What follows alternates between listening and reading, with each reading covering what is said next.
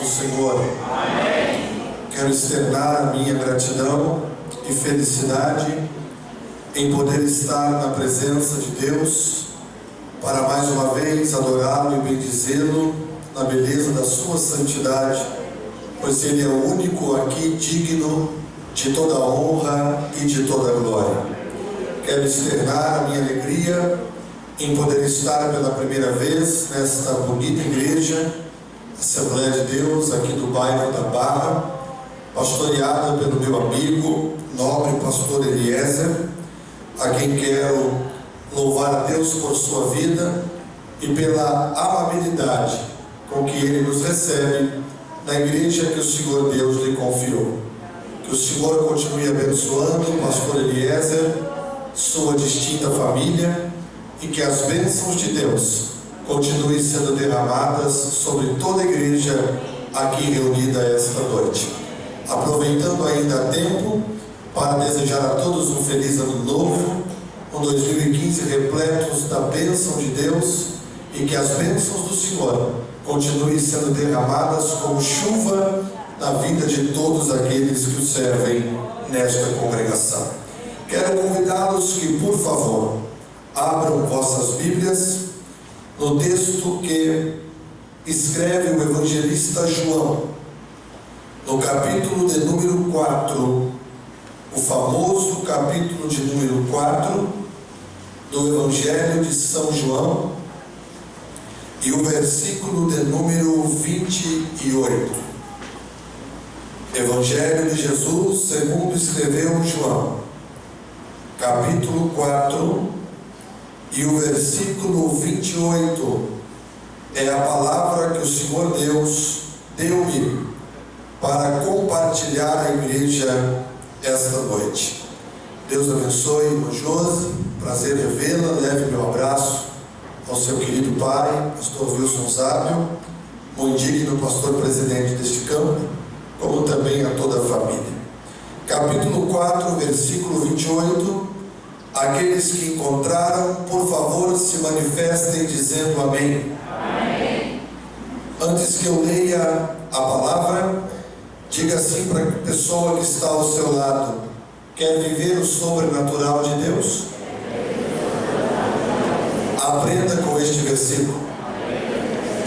Capítulo 4, versículo 28 de São João diz assim: deixou, pois, a mulher o seu cântaro e foi à cidade, e disse àqueles homens: vinde e veja um homem que me disse tudo quanto tenho feito. Porventura não é este o Cristo? Saíram, pois, da cidade e foram ter com ele. Versículo 28, deixou, pois, a mulher o seu cântaro. Diga para a pessoa que está ao seu lado: o que você prefere?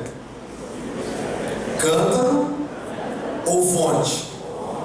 Se for o cântaro, diga para ele: se for o cântaro, não é uma vida muito fácil, porque está cheio hoje, amanhã está vazio. Agora, se for a fonte, tem água hoje, água amanhã e água até Jesus vir arrebatar a igreja. E eu quero ministrar esta noite, antes que vocês tomem o assento, sobre o tema: só vai viver o sobrenatural de Deus quem largar o cântaro e mergulhar na fonte. Tome o seu assento, por favor. Amados irmãos, eu fiz questão de estar convosco nesses dias, quando recebi o fraterno convite feito pelo meu amigo, pastor Eliezer. Eu fiz questão de estar convosco, porque uma das coisas que aprendi ao longo do meu ministério é que devemos nutrir o sentimento de gratidão para com todos aqueles que estendem a mão para nos ajudar. Se tem uma coisa que é muito feia, vexatória, é a ingratidão. Mas a gratidão é louvável, a gratidão é bonita, e a gratidão é um sentimento que devemos ter para com aqueles que um dia nos abençoaram. E pastor Eliezer foi um canal de bênção para a minha vida, quando me indicou para ministrar na igreja sede aqui de Balneário Camboriú, quando naqueles 2 dias Deus resolveu abrir os céus e abençoar o seu povo por intermédio de sua palavra. Por isso, pastor, aqui está a minha gratidão, o meu reconhecimento e o meu muito obrigado. Quero então, a partir deste instante, verbalizar a palavra que o Senhor Deus tem me confiado. Por que digo que o Senhor tem me confiado? Porque não obstante de ter 36 anos de idade e ministrar a palavra desde os 13 anos, passar 10 anos pastoreando a igreja, eu entendo desde os primórdios da minha fé que pregar não é ter horas de púlpito, assim como um habilidoso piloto tem horas de voo na sua aeronave. Pregar não é ter horas empunhando o microfone, assim como um habilidoso motorista segure o volante do seu carro. Pregar é depender única e exclusivamente do Deus que está assentado sobre o trono, porque aquilo que Ele não fizer, ninguém mais fará. Nós ouvimos muito hoje no Brasil um termo equivocado falando sobre grandes pregadores. Para Deus, na verdade, nunca existirá grandes. Grande aqui é só Ele. Na verdade, para Deus não existe grandes pregadores. Para Deus, o que existe são grandes mensagens.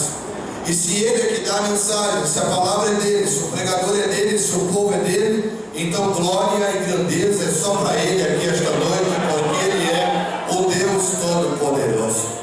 Tenho ministrado a palavra do Senhor quase todos os dias na semana. Já estamos ministrando desde o dia 2 de janeiro até aqui, todas as noites, entendendo que Deus está no controle de tudo, que somos dependentes dEle e que toda vez que Ele quiser falar por intermédio de sua palavra, ninguém vai impedir o seu querer. E quando eu buscava de Deus uma palavra para esta primeira noite, o Senhor falou ao meu coração e disse: diga ao povo que só vai viver o sobrenatural que eu tenho para a igreja que antecede o arrebatamento aqueles que tiverem coragem de largar o cântaro e mergulhar na fonte. E agora eu passo a explicar a mensagem que o Senhor Deus deu-me para esta noite. Quando olhamos para a Bíblia Sagrada, uma das maiores revelações de todos os tempos é o nascimento do Senhor Jesus. O apóstolo São Paulo, o apóstolo dos gentios, ele escreve ao cooperador Tito, no capítulo 2, no versículo 11 da sua carta, dizendo: porquanto a graça de Deus se há manifestada, trazendo salvação a todos os homens. O Filho de Deus se manifesta em carne, e sobre ele está a responsabilidade de manifestar o amor e a graça de Deus em prol à humanidade e ao ser humano. Partindo deste princípio, entendemos que graça é diferente de misericórdia. Graça é aquilo que eu não merecia e Deus resolveu me dar por graça, é um favor imerecido. Misericórdia é o castigo, a morte que eu merecia e Deus não me deu. Ou seja, graça, eu não merecia nada e Deus me deu tudo. Misericórdia, eu merecia a morte e Deus me deu a vida. Tudo isso mediante a pessoa do Senhor Jesus Cristo. E quando Paulo diz que a graça se manifesta, ele está dizendo que o favor de Deus se manifesta na pessoa de Cristo Jesus. Em São João, no capítulo 1, no versículo 1, nós veremos o evangelista dizer da seguinte forma: no princípio era o Verbo, e o Verbo era Deus, e o Verbo estava com Deus, e o Verbo habitou entre nós, e vimos a sua glória, como a glória do unigênito do Pai, cheio de graça e de verdade. Todas as coisas foram feitas por Ele, e sem Ele, nada do que foi feito se fez. O Verbo aqui é o Logos, a palavra, o Cristo, que vai se encarnar e habitar entre os homens. João capítulo 1, versículo 1 é princípio de eternidade. Gênesis capítulo 1, versículo 1, o princípio da criação. E Paulo escreve agora dizendo aos Filipenses que Jesus, sendo Deus, não teve por usurpação ser igual a Deus. Antes, esvaziou-se da sua glória, aniquilando-se a si mesmo, tomando a forma de servo e sendo obediente até a morte e morte de cruz. Por isso Deus Pai o exaltou soberanamente e deu a ele o nome que é sobre todo nome, a qual todo joelho se dobrará e toda língua terá que confessar que Jesus Cristo é o Senhor, para a glória de Deus Pai. Jesus se manifesta em carne, e Mateus escreve no capítulo 2, versículo 1, que Jesus nasceu nos dias do rei Herodes. Aqui daria uma outra mensagem, mas seria para um outro dia, porque os dias do rei Herodes tinham 3 marcas características.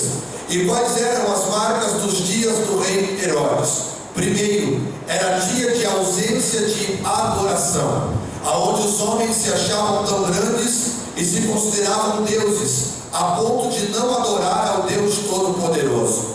A segunda marca do dia de Herodes era os pecados escondidos, tanto que o próprio Herodes caiu no pecado de adultério. E a terceira marca dos dias de Herodes, além da ausência de adoração, pecados escondidos, era a vaidade dos seres humanos. Jesus nasce, em primeiro lugar, ele restaura a adoração. Os pastores estão pastoreando no campo e o anjo do Senhor passa cantando nos céus: paz na terra aos homens de boa vontade, nascido é o Filho de Deus. Os anjos voltam a adorar no céu e os homens vão adorar na terra. A segunda marca característica de Jesus é a autoridade profética que vai denunciar o pecado. E a terceira marca é que nele não há vaidade, nele há humildade. Mas isso é uma mensagem para um outro dia. Jesus nasce nos dias do rei Herodes. Nasce como qualquer criança, mas não é qualquer criança. Sobre ele está o principado, sobre ele está a responsabilidade de acabar com o império da morte e estabelecer o império da vida. Jesus vai crescendo em graça e em estatura. Com 12 anos já está no meio dos doutores da lei, dos escribas, e todos ficam pasmados com a sua sabedoria. Com 30 anos ele vai ser batizado por João Batista nas águas do batismo. E aqui nasce uma outra mensagem, outro tema. Porque quando Jesus vai ser batizado acontecem 3 coisas. E quais são as 3 coisas? Primeiro, o céu abre. Segundo, o Espírito desce. E terceiro, Deus fala. Todo culto que Jesus está, como está aqui na Barra esta noite, acontecem essas 3 coisas. O céu está aberto, você me entendeu? Então vamos aproveitar para adorar quem merece ser adorado. Todo culto que Jesus está, o céu abre, o Espírito desce e Deus fala. Então não se assuste se daqui a pouco manifestações espirituais começarem a ocorrer entre nós, porque Jesus está presente neste culto esta noite. Diz então o texto sagrado que depois do batismo de Jesus em ato contínuo, ele é levado pelo Espírito ao deserto. A princípio nós entendemos, ou até queremos, que o Espírito nos leve apenas a lugares festivos e ao cume dos montes. Mas o Espírito de Deus aqui leva Jesus para o deserto. Mas fique tranquilo, porque o deserto não vai durar para sempre. E eu estou recebendo autoridade profética para dizer isso para alguém aqui esta noite. O deserto não vai durar para sempre. Todo deserto tem começo, tem meio e tem fim. Eu vou repetir porque isso aqui vale a glória a Deus daquele para chegar no trono. Todo deserto tem começo, tem meio e tem fim. Seja fiel, porque quando o deserto acabar, haverá banquete servido por anjos na sua casa. Glória seja dado ao nome do Senhor. Diz então a Bíblia Sagrada que Jesus é levado pelo Espírito ao deserto para ser tentado pelo diabo. E após ter jejuado 40 dias e 40 noites, Jesus teve fome. Mas ele vence o diabo pelo poder da palavra. Tem muita gente inventando tanta coisa para vencer o inimigo, mas a receita é: seja um crente cheio da palavra e revestido da autoridade do Espírito Santo. Jesus vence o diabo pelo poder da palavra. E quando ele vence o diabo nas 3 vezes que ele é tentado, agora acaba o deserto. E os anjos vêm e servem a Jesus um banquete. Quando o deserto acaba, Jesus vai começar o seu ministério. E eu entendo, à luz da Bíblia Sagrada e da revelação do Espírito Santo, que não haverá grandes vitórias sem grandes desertos. Não haverão grandes ministérios sem grandes desertos.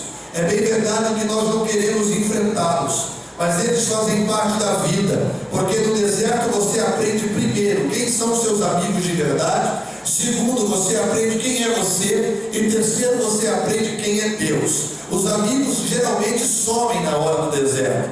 Você aprende quem você é na hora do deserto, e você aprende que Deus é o teu socorro bem presente na hora da angústia, quando você está no deserto. Mas quando o deserto acaba, se prepare, porque aí começa uma nova história. Eu estou recebendo autoridade e o espírito da profecia bíblica se manifesta aqui. Tem gente que me ouve aqui esta noite que o seu deserto está acabando. E assim te diz o Espírito de Deus, te prepara para viver um novo tempo. Se você acredita nisso, libere o melhor grito de glória a Deus que você tiver aí agora. Glória seja dada ao nome do Senhor. O deserto acaba e Jesus vai iniciar o seu ministério. Eu entendo, irmãos, que ouvir um homem pregar a palavra de Deus na direção de Deus é algo muito glorioso, é algo salutar. Ouvir um homem pregar, ouvir uma mulher pregar, quando prega na direção de Deus. Mas quando eu digo que vai começar o ministério de Jesus, pastor Eliezer, esse ministério vai ser financiado pelo sangue do próprio pregador. Vai começar a maior cruzada evangelística de todos os tempos. E o apóstolo Pedro escreve que não foi com prata nem com ouro que nós fomos resgatados da nossa vã maneira de viver, mas pelo precioso sangue de Jesus, vertido na cruz do Calvário.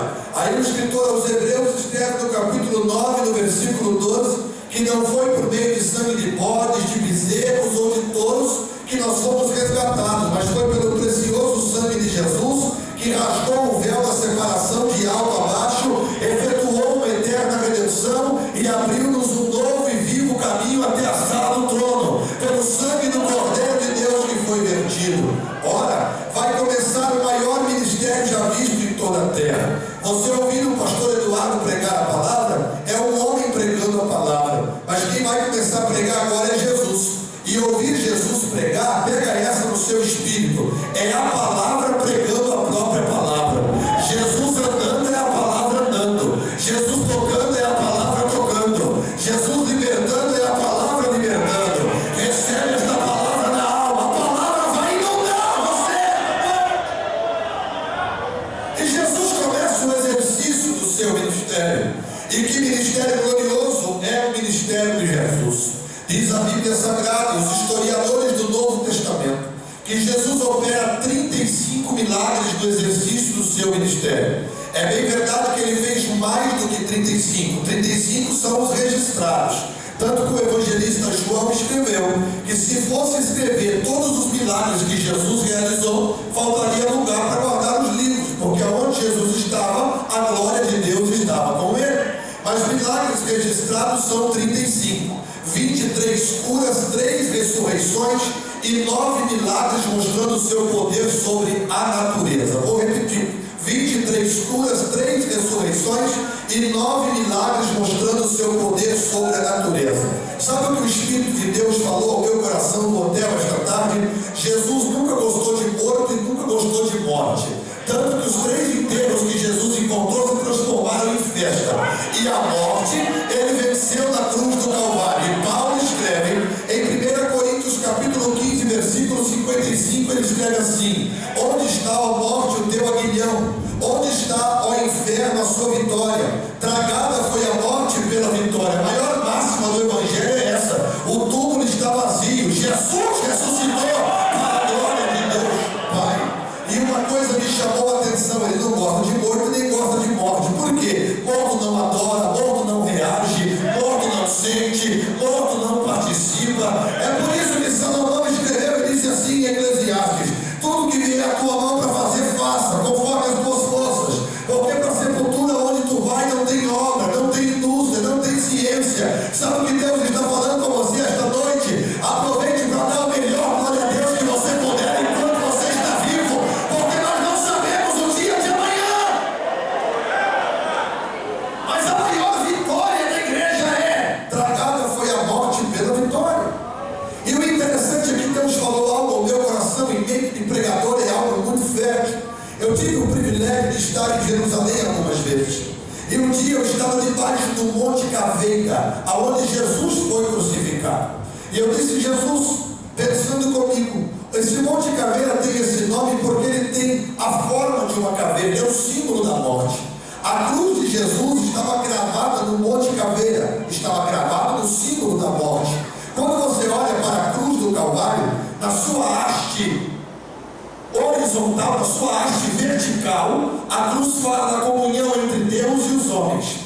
E na sua haste horizontal, a cruz fala da comunhão que temos uns com os outros através do sangue de Jesus. A cruz é assim, ó, haste vertical e haste horizontal. Se você pegar a cruz pela parte de cima e virar a parte de baixo para cima, a cruz se transforma numa espada. E Deus falou algo profundo à minha alma: meu servo, a cruz para mim era a cruz, mas também era a espada da vitória sobre a morte, porque a cruz estava enfiada na caveira, no monte de caveira, no símbolo da morte.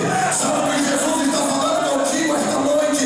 Tudo que está paralisado, morto na tua história, a cruz vai trazer a ressurreição esta noite, e a unção de Deus vai te alcançar. 23 curas, 3 ressurreições e 9 milagres mostrando o seu poder sobre a natureza. Quando chegamos no capítulo de número 4, veremos mais um milagre ocorrido no ministério de Jesus, que é o milagre da libertação da samaritana. E agora eu começo a pregar. Eu gosto muito da Bíblia Sagrada e principalmente dos textos do Novo Testamento.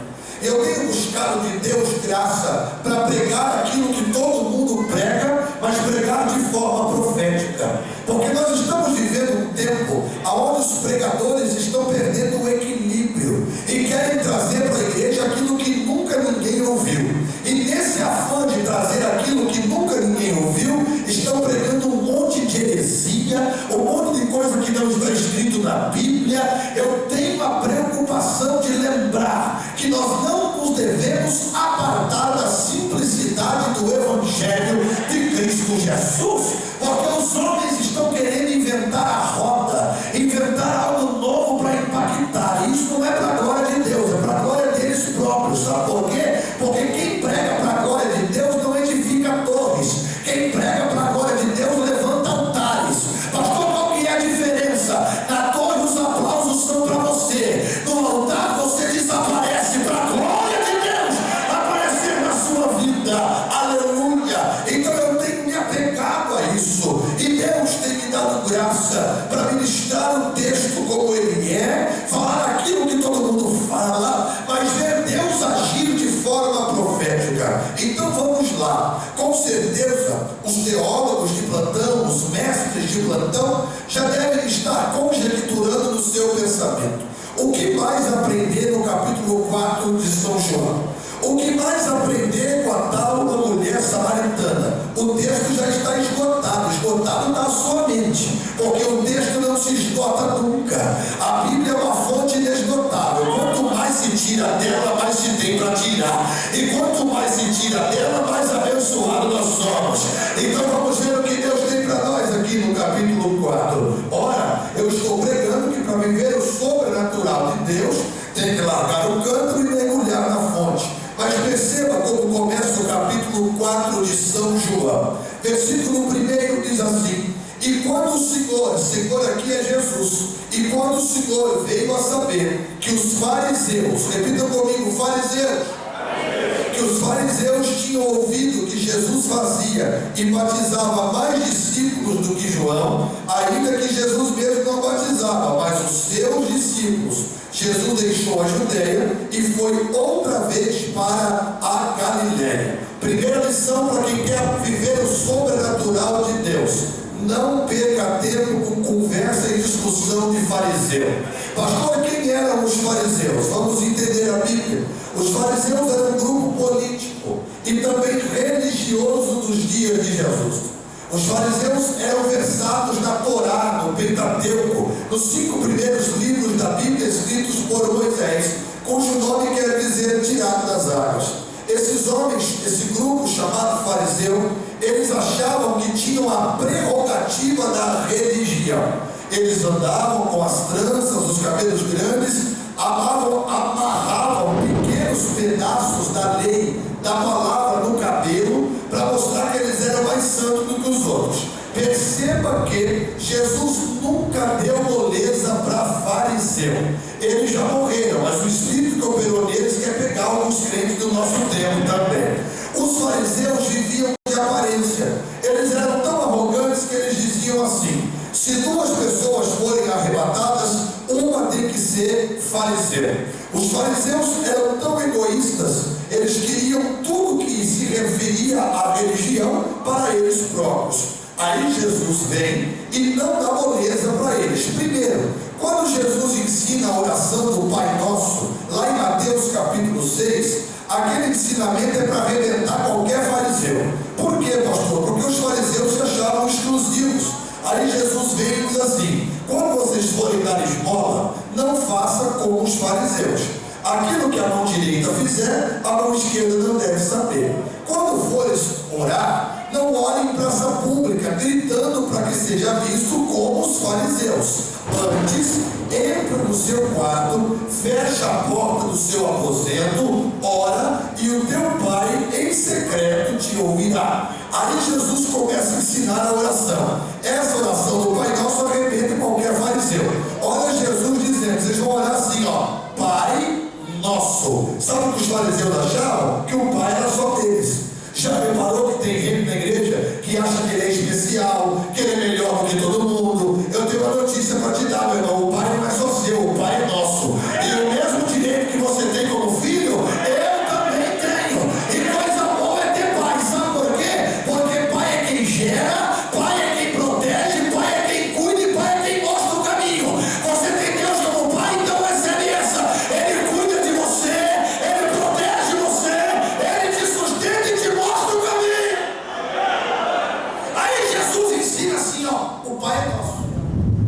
Diga assim para quem está ao seu lado, com todo respeito, diga assim: irmão, com licença, mas o Pai não é só seu, não. O Pai é nosso. Todos os direitos que você tem, eu também tenho. Todos os direitos que você tem como filho, eu também tenho. Aonde tem filho de Deus aqui esta noite, levante a voz e dá o melhor grito de glória a Jesus que você puder. Jesus disse: o Pai é nosso. O pão também é nosso. Pão nosso quer dizer que a sua mesa não é melhor do que a minha mesa. Que Deus não tem filhos prediletos. Aí essa está vindo do trono. Deus está falando com você: tire esse sentimento de autocomiseração da sua alma. Coloca um sorriso bonito nesse rosto lindo que Jesus te deu. Você é filho, e como filho tem direito à mesa, e como filho tem direito ao pão. O pão é nosso. O pão é nosso. E as dívidas também são nossas. Isso aqui fala que todos erramos e que todos somos alvo da graça e da misericórdia do Deus Todo-Poderoso. Jesus nunca aliviou para os fariseus. Quando ele ia tratar os fariseus, ele os chamava de hipócritas. O termo hipócrita se origina da palavra grega ator. Ator é aquele que representa um papel que na verdade não mostra a sua realidade. O que é o hipócrita fariseu? Ele parece que adora, mas não adora. Ele parece que prega, mas não prega. Ele parece que chora, mas não chora. Ele parece que está junto, mas não está junto. E eu estou recebendo uma palavra profética. Eu vou dizer tudo que Deus está me mandando dizer. Pastor Eliezer, aqui não vai ficar em nenhuma aparência. Quem tiver de máscara pode mudar de congregação, porque Deus está falando com o seu povo esta noite. O meu Espírito está sondando os corações. A obra é minha, sou eu que levanto, sou eu que capacito. E aqui o que vale não é a aparência, é a essência. Deus vai te pegar, fariseu. Jesus vai tratar os fariseus assim, ó: hipócritas, sepulcros caiados, limpam a beirada do copo, mas o interior do copo está sujo. Limpa a beirada do copo, do prato, mas o interior do prato está sujo. Jesus senta chipada nos fariseus. E no capítulo 4, versículo 1, Jesus me ensina uma coisa linda. E qual é? Não perca tempo com discussão de fariseu. Sabe por que os fariseus estão discutindo? Para ver quem batizava mais, se era Jesus ou se era João. O fariseu é assim: briga para ver quem prega mais, briga para ver quem tem mais agenda, briga para ver qual igreja é melhor, briga por causa de cargo, briga por causa de posição. Não pode mexer com ele porque ele se acha dono da igreja, não pode mexer com ele porque ele se acha dono do cargo. Não vai ter espaço para você, fariseu. E Jesus está ensinando: não perca tempo com esse tipo de gente. Se você não é fariseu, não glória a Jesus aí, para eu entender como você está gostando. Fariseu, essa hora já fica de cara feia, torce o nariz porque está colocando o dedo na ferida. Mas eu não estou nem um pouquinho preocupado. Vai comendo porque vem do trono. Deus sabe por quem está falando e com quem está falando. Aí Jesus diz assim, ó: eu não tenho tempo a perder com discussão de fariseu. Você acha que Jesus vai perder tempo para ver quem batiza mais, se é Jesus ou é João? Ei! Quem é não precisa provar que é. E quem tem não precisa provar que tem. Quem anda por aí querendo provar que tem é porque não tem nada. Porque quem tem fica quietinho e deixa que os outros percebam que Deus é na vida dele. Sabe o que Deus está falando com você? Levante a mão para receber. Levante a mão mais alto que você puder. E se você receber e quiser adorar depois do que eu vou ministrar, fique à vontade. Assim que diz o Senhor: quem vai provar quem você é não é você. Quem vai provar quem você é quem te escolheu. Quem vai provar o que te deu não é você.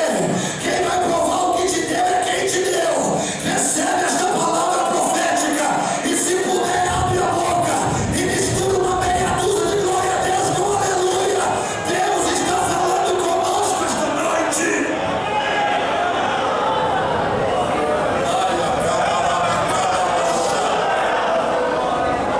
Guarde a sua energia para a hora que for preciso.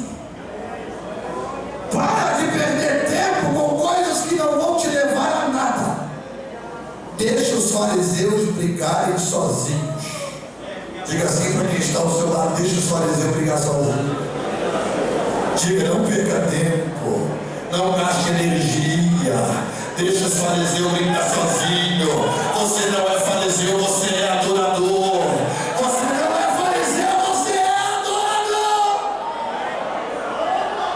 Aí o texto diz assim, ó, que Jesus saiu do meio da discussão, não perdeu tempo com os fariseus, e ele deixou a Judéia e foi outra vez para Galiléia. Para ir para Galiléia, era necessário que ele passasse por Samaria.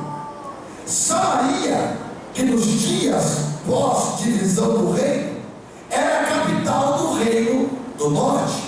Lembremos que após a morte de Salomão, o reino se dividiu. 10 tribos ficou chamando-se reino do norte, capital Samaria. 2 tribos, incluindo a tribo de Judá, ficaram em Jerusalém, reino do sul. Daí surge o nome samaritano. Para chegar na Galiléia, Jesus tinha que passar em Samaria. Quando ele chega em Samaria, ele foi a uma cidade chamada Sicar. Sicar era onde estava a herança que Jacó tinha dado ao seu filho José.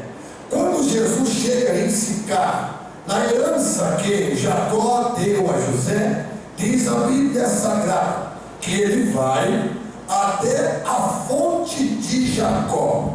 E ele estava cansado da viagem, cansado do caminho. E ele se assenta junto da fonte. E isso era quase a hora sexta, quer dizer que era meio-dia. O sol está a pino, Jesus está cansado, e ele chega à fonte de Jacó para então beber água. E quando ele está na fonte, no poço, chega uma mulher de Samaria que vai tirar água. Disse Jesus a ela: dai-me de beber. Jesus está começando um diálogo. Os discípulos tinham ido à cidade comprar comida. Aí a mulher samaritana de Samaria olhou para Jesus e disse assim: ó, como sendo tu judeu, me pedes de beber a mim, que sou mulher samaritana? Porque os judeus não têm comunhão com os samaritanos. Quando Jesus diz assim para ela: dai-me de beber, ela diz assim: eu não posso beber ao Senhor, porque o Senhor é judeu e eu, samaritano. O nosso povo não tem comunhão. Mas cabe dizer aqui, à luz da Bíblia Sagrada, que muitas pessoas não sabem que judeu e samaritano, pastor Eliezer, eram o mesmo povo. Haviam se separado. Quando o reino se dividiu, o reino norte, que tinha como capital Samaria, desviou dos caminhos do Senhor. Adoraram a Moabe, adoraram a Baal, se misturaram com os moabitas. E por isso, o povo do reino do sul achavam eles crentes de segunda espécie, de segunda categoria. O cativeiro acabou, muitos dos samaritanos se converteram, mas os judeus do reino sul não perdoavam os samaritanos, que também eram judeus. Aí Jesus vem e propõe uma parábola. Qual que é a parábola de Jesus? A parábola do bom samaritano. O que Jesus está querendo dizer? Vocês não querem perdoar? Eu tenho poder para perdoar eles. Não serve para vocês? Para mim serve. Sabe o que Jesus está dizendo a você esta noite? A religião joga fora, mas a graça inclui. A graça traz para dentro. Este é o Evangelho de Jesus.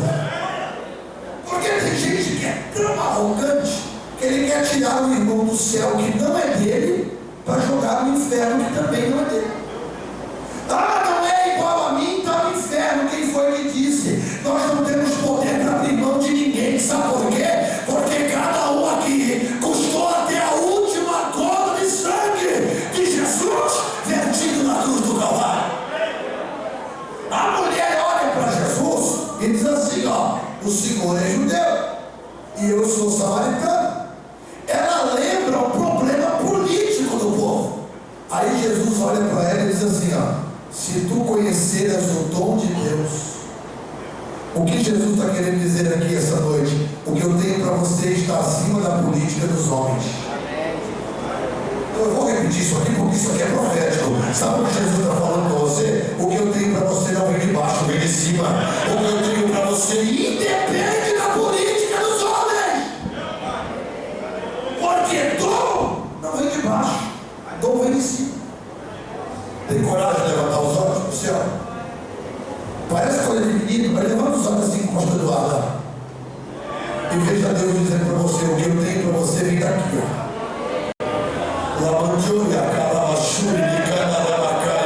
O que eu tenho para você está acima da política, das articulações, está acima do que os homens acham ou não acham. O que eu tenho para você vem do trono, e se vem do trono ninguém pode impedir, se vem do trono ninguém pode segurar. Jesus está falando com você esta noite: olhe para cima, porque o dom de Deus está acima da política dos homens. Aí Jesus diz assim para ela: se tu conheceras o dom de Deus. Perceba que o verbo é conheceras. Isso quer dizer que ela ainda não conhece. Pega essa no espírito. Quem aqui é casado? Levante a mão para eu ver. Tem uma esposa. Baixa a mão. Quer arrumar um problema? Jesus olha para ela e diz assim: tu conheceras o dom de Deus, e quem é que te pede dar-me de beber, eu lhe daria da água da vida. Você beberia e nunca mais voltaria a ter sede. Quer ter um problema? Acuse a curiosidade de uma mulher. Você que é casado, chega na sua casa e diz assim: ó, querida, eu tenho uma coisa para te contar, mas depois eu te conto. Enquanto você não contar, você não tem um minuto de sossego. E os que riram é porque sabem que isso é verdade. Até porque, com todo respeito às senhoras que estão aqui, uma mulher fala em média por dia 60.000 palavras. Até Jesus, quando ressuscitou, apareceu primeiro para as mulheres. Sabe por quê? Ele tinha certeza que a notícia ia espalhar mais rápido. A Josi ficou brava. Mas não é porque as mulheres são fofoqueiras, irmão Josi. É porque as mulheres têm o dom da comunicação.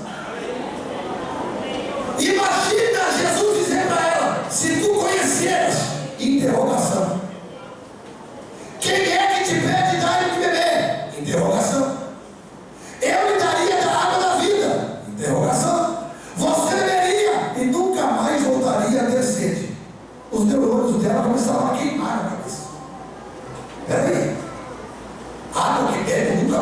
você? Dom de Deus? Que negócio que é esse? Ela não aguenta. Aí ela olha para Jesus e diz assim, ó, dai-me dessa água. Sabe o que Jesus está falando com você? Ele vai provocar você a tomar uma atitude. A palavra vai provocar você a sair do natural para ir para o sobrenatural. Ela olha para Jesus e diz assim, ó, dá-me dessa água. Quem vai dar glória a Deus agora? Porque agora o negócio vai pegar. Dá-me desta água. Porque a nossa geração quer viver o sobrenatural de Deus, mas a nossa geração não quer abrir mão dos pecados e daquilo que não agrada a Deus. Sabe por que nós não estamos vivendo tudo que Deus tem para nós? Porque nós queremos tomar a água que Ele tem para nos dar, mas não queremos mudar de vida. Ela disse para Jesus, dai-me desta água. Jesus disse, quer? Quero. Vai buscar teu marido. Estou recebendo autoridade profética aqui. Lamanjoia, calabachuri, picadaraia. Entenda uma coisa de uma vez por todas: reino de Deus não é você que manda, reino de Deus quem manda é Deus. E assim que diz o Senhor, aqui é do meu jeito e não do teu jeito. Quando for do meu jeito, você vai viver o sobrenatural que eu tenho para a sua vida. Jesus, eu te adoro, mas não toca no meu pecadinho de estimação. Jesus, eu te adoro, eu quero beber da tua água, mas não toca nas minhas práticas carnais que ninguém sabe. Jesus, eu quero tomar da água, mas quero continuar vivendo do mesmo jeito. Vai morrer de sede. Jesus não tem água para dar para quem não quer se converter. Jesus tem água para dar para quem ama a palavra e quer melhorar a cada dia. Vá buscar teu marido. Ela olhou para Jesus e disse assim, não tenho marido. Jesus disse, disseste bem, porque já tiveste 5 maridos, e o que você tem agora não é teu marido. Sabe o que é isso? Confronto do Evangelho. Tem gente que quer servir a Deus, mas não quer ser confrontado. Sabe por que eu amo o Evangelho de Cristo? Porque é a única coisa capaz de fazer um bandido se converter e se transformar em tesoureiro da igreja. É a única coisa capaz de fazer uma mulher que se prostitui, se converter e se transformar numa mãe de família. É o confronto do Evangelho. Sabe por que nós estamos aqui? Porque nós somos confrontados. Vá buscar o teu marido. Ela disse que não tem não. Jesus disse, claro que não tem. Já tiveste 5, e o que você tem agora não é teu. Primeiro ela foi confrontada, denunciada, confrontada. Aí ela olhou para Jesus e disse assim, vejo que o Senhor é profeta. Só que tem uma coisa, olha a exegese do texto. Quando você é confrontado, primeiro denunciado, confrontado, há conversão. E qual a prova que ela se converteu? Pega essa. Ela olha para Jesus e diz assim, ó, como é que eu faço para te adorar? Peraí. Jesus poderia olhar para ela e dizer, quem está falando de adoração aqui? Eu estou falando de pecado e pecado grosso.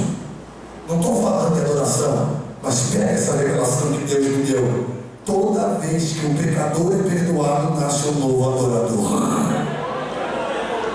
Toda vez que você sentir que não há mais peso de pecado na sua vida, você não terá dificuldade para adorar a Deus. Ela olha para Jesus e diz, como é que eu faço para te adorar? Sabe por quê? Ela já estava perdoada. Quando eu falo de adorar, eu não estou falando de fazer barulho, gente, porque tem muita gente que faz barulho e não adora. Tem muita lata vazia fazendo barulho que não adora coisa nenhuma. Adoração é atitude de coração, é reconhecer alguém superior.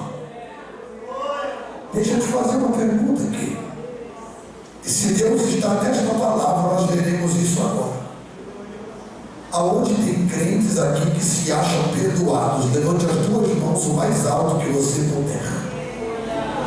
Estica o braço, toca lá no sobrenatural de Deus. Feche os olhos. Com a mão levantada. Pai, assim o teu Espírito ministra ao meu coração e eu ministro ao povo. Aonde houver um crente perdoado, haverá uma expressão de adoração agora. Eu vou me calar por 30 segundos e o Espírito Santo vai começar a visitar você. E se você está perdoado, você vai começar a adorar a Deus pelo Espírito Santo. Recebe a presença dele.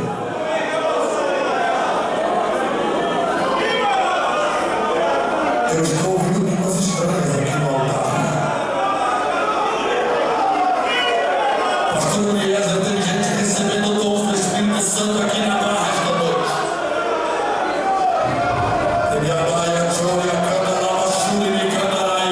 Aonde houver um crente perdoado, haverá uma expressão de adoração. Vai, abre a boca, deixa Deus te usar. Nenhuma condenação há para aqueles que estão em Cristo Jesus. Crentes perdoados são adoradores.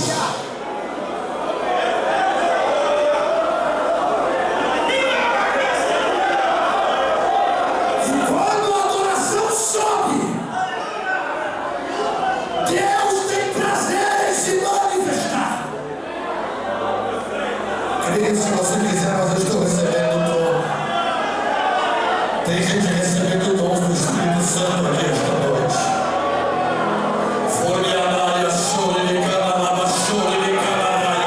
Há uma manifestação espiritual aqui.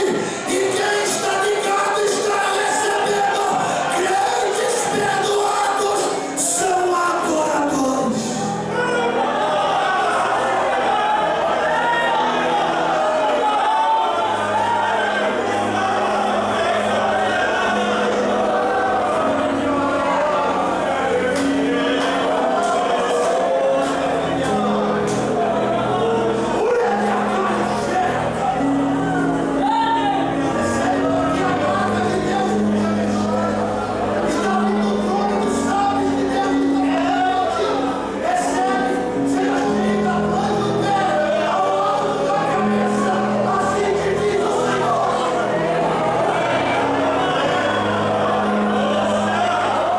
Deus está no arraial.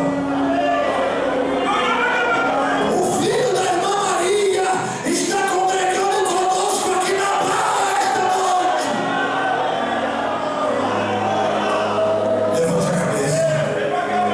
Solta esse grito de vitória que está entalado na sua garganta. Jesus está falando contigo, eu te perdoei.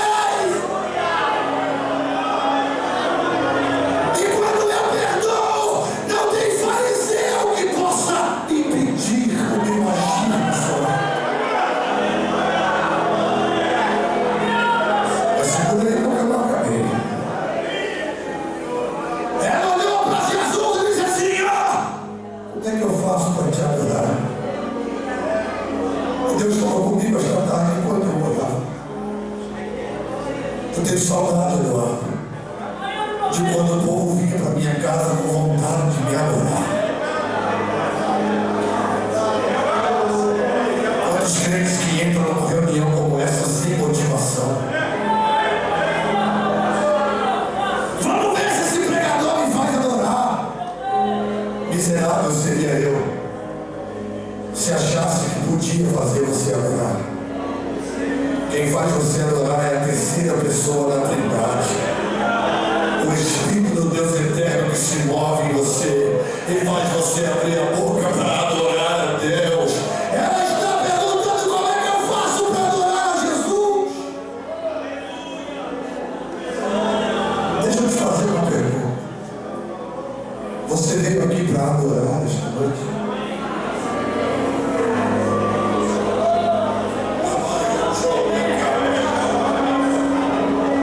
Porque quem veio para adorar já está recebendo. Quem veio para adorar já está sentindo lágrimas quentes rolar dos olhos. Quem veio para adorar já está falando línguas estranhas. pessoas que entraram aqui esta noite que você acabou de pensar: eu até quero adorar, pastor, mas estou numa luta, estou numa prova. Deus está falando contigo: sou eu que estou permitindo tudo isso.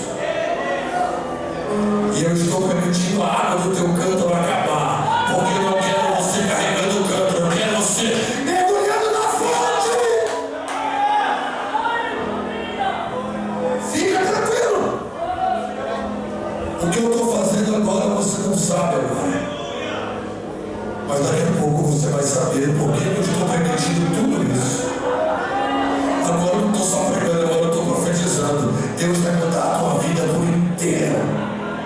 Deus vai virar você do avesso, mas Ele vai fazer aquilo que tem para ser feito, e o nome dEle vai ser glorificado na sua história. Mas eu preciso terminar. Como é que eu faço para te adorar? Aí Jesus olha para ela e diz assim: por quê? E ela diz: porque o meu povo adora no Gerizim. A palavra Gerizim quer dizer palavra da bênção. E o teu povo adora em Jerusalém. Como é que eu faço para te adorar? Jesus arrebenta com o protocolo, porque a adoração não depende de lugar, a adoração depende de atitude. Você pode estar no céu e não adorar, e pode estar dentro do inferno adorando. Lavanjoia, Calabacarabacara, aonde estão as campainhas da adoração? Aonde estão as campainhas da adoração que nós precisamos voltar a tocá-las? O pregador não é animador de plateia, cantor não é animador de auditório. A adoração depende de atitude. Eu estou recebendo uma palavra profética para dizer para alguém aqui: a sua adoração está subida, e o céu vai reagir na tua casa. Andou que a sério,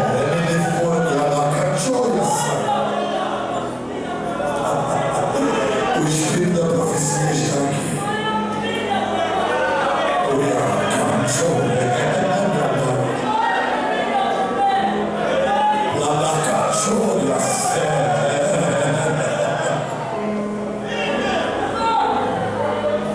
Eu estou indo lá, assim te diz o Senhor.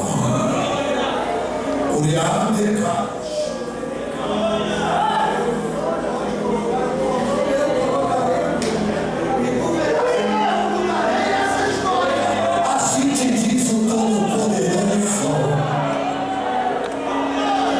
Quando o povo adora, Deus reage.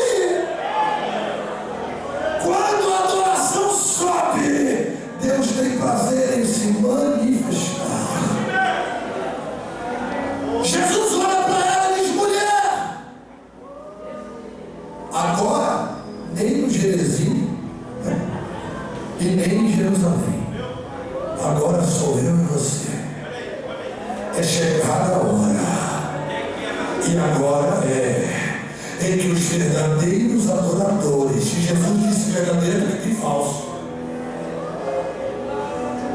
adorarão ao Pai em espírito e em verdade. Se Ele disse em espírito e em verdade, é porque tem gente que adora sem ser em espírito e sem ser em verdade. É agora, eu e você. Quando Jesus termina de falar sobre adoração, e agora eu termino a mensagem, ela pega o cântaro dela. Se todos entendessem isso aqui, e ela faz isso aqui com o cântaro lá.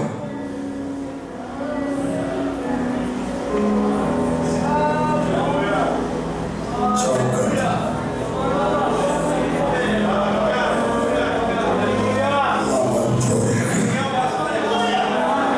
Assim te diz o Senhor: te prepara para dar tchau para o cântaro.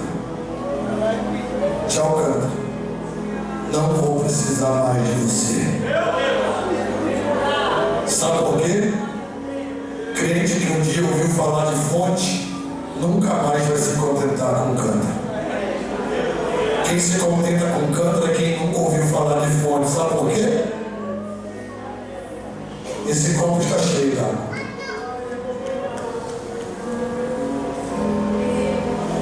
Cabe mais água aqui? Então cântaro é aquilo que te limita. Cântaro é aquilo que não deixa você ter mais do que você já tem. Jesus está falando com você, tudo que te limita eu vou arrancar da tua vida esta noite. Porque eu não quero você de cântaro, eu quero você de fonte. E para eu encerrar e orar, o cântaro simboliza o favor dos homens. E Deus está falando com alguém que você não vai precisar viver de favor de ninguém. Porque a fonte que eu abri para você vem do trono. Cântaro não representa favor humano. E você já reparou que favor é bom só até o terceiro dia? Como assim, pastor? Com raras exceções. Você recebe um parente na sua casa, no primeiro dia é uma festa. No segundo dia a festa continua, mas diminui a intensidade. No terceiro dia você não fala, mas pensa: quando será que vai embora? Porque começou a tirar a sua privacidade. É o favor humano. Para eu encerrar,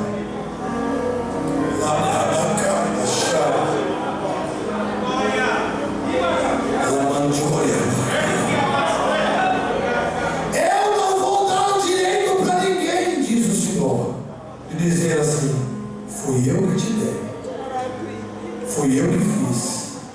Deus está falando que vai fazer por você ao céu.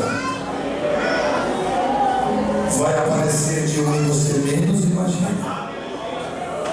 Abraão, quando despede Agar, sabe o que ele dá para ela?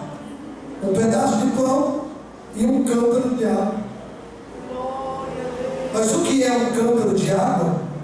Para quem vai andar no deserto errante, toma um gole de água hoje,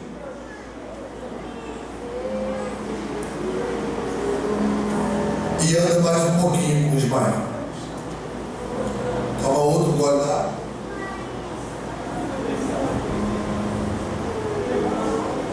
E anda mais um pouquinho com os mares.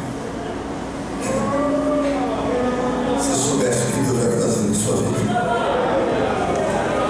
Toma um pouquinho mais de água. E anda mais um pouquinho com os mares. Dá sede de novo. E quando vai tomar a água, acabou a água do cântaro. Sabe por que você chegou no limite? Porque se a água do cântaro não acaba, você continua acomodado. A água do cântaro acabou porque Deus vai abrir uma fonte. Quando ela percebe que a água do cântaro acabou, ela deixa o menino Ismael sentado. E ela sai à distância de um tiro de flecha, de arco, para não ver o menino morrer de sede. Quando ela pensa que o menino vai morrer, o anjo do Senhor toca nela. Ele diz: Agar, não chore. Deus ouviu o choro do menino. Deus vai fazer dele um grande povo. E quando ela levanta os olhos, Deus havia aberto uma fonte no deserto. Eu não sei se você recebe esta palavra profética. Deus está falando com você. Está difícil, eu sei que está. Mas eu deixei a água do cântaro acabar, porque eu vou abrir uma fonte. E fonte que Deus abre, o diabo não entulha. Fonte que Deus abre, fariseu não entulha. Fonte que Deus abre, invejoso não entulha. Com a permissão do pastor, se coloque sobre os pés, por favor.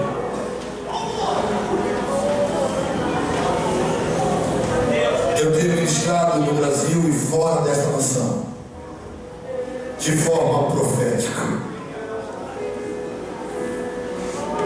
E Deus tem me ensinado que no seu reino, para que ele haja, precisa haver uma ação. Tudo no reino de Deus é ação e reação. Se você não agir, Deus não vai agir.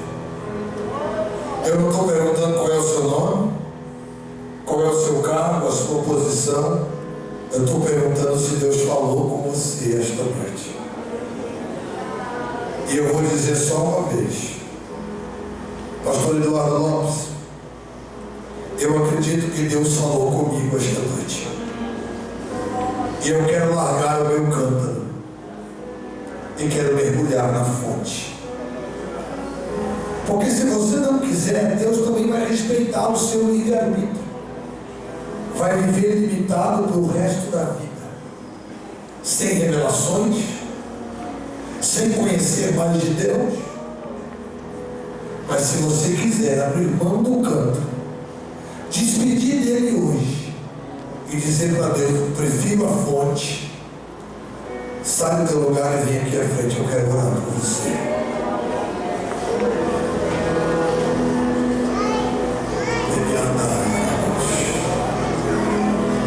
Pode ficar tranquilinho que o Espírito Santo sabe com quem está trabalhando.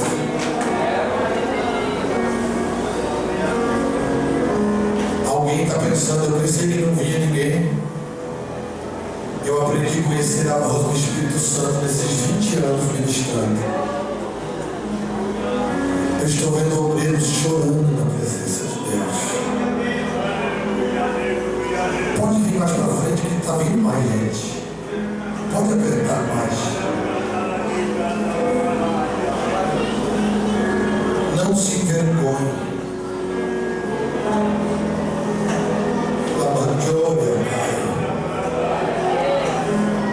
Se Deus falou com você, não se envergonhe.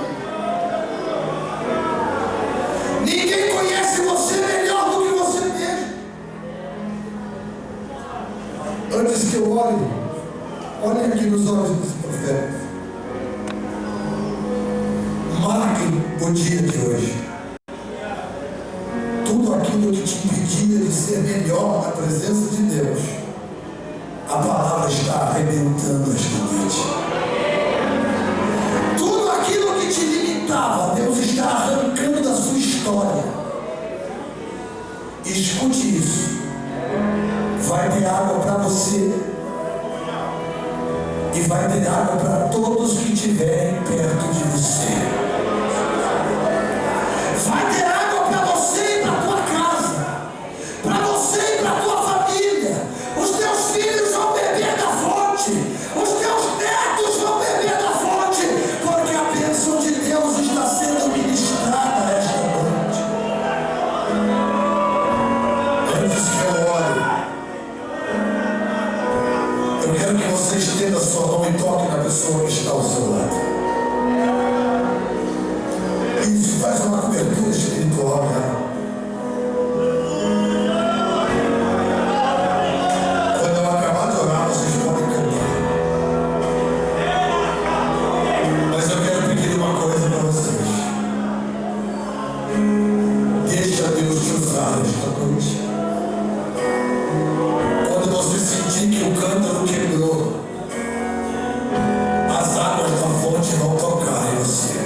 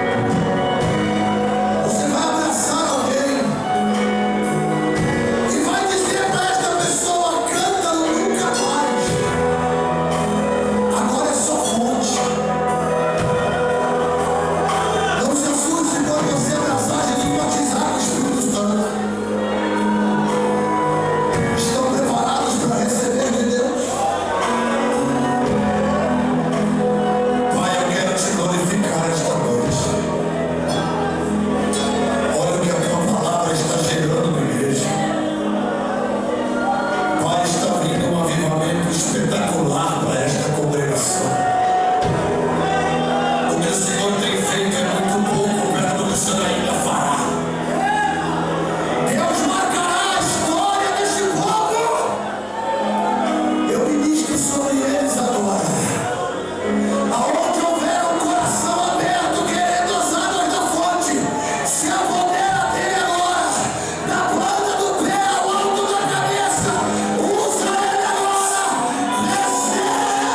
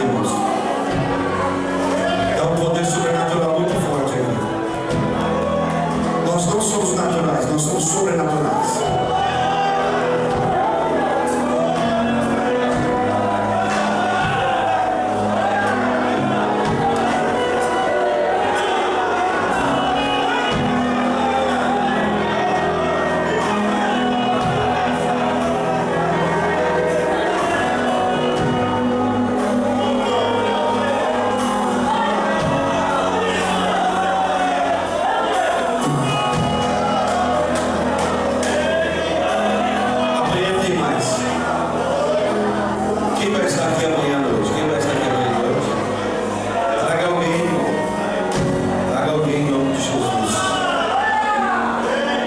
Deus abençoe a sua vida. Você que ficou aqui, dá para ir até mais, né? Quem foi abençoado essa noite? Quando o sobrenatural vem, meu irmão, o natural não consegue governar. Então Deus abençoe os irmãos. Muito obrigado, pastor Ricardo Lopes. Amanhã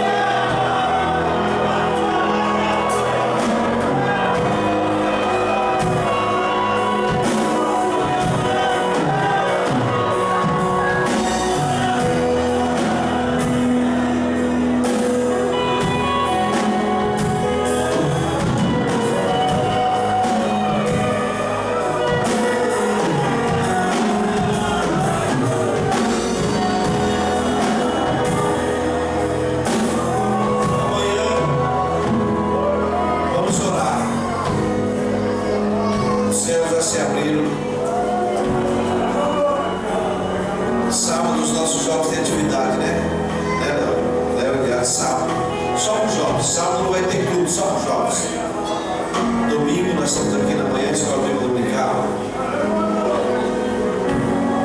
E domingo à noite um grande culto de missões.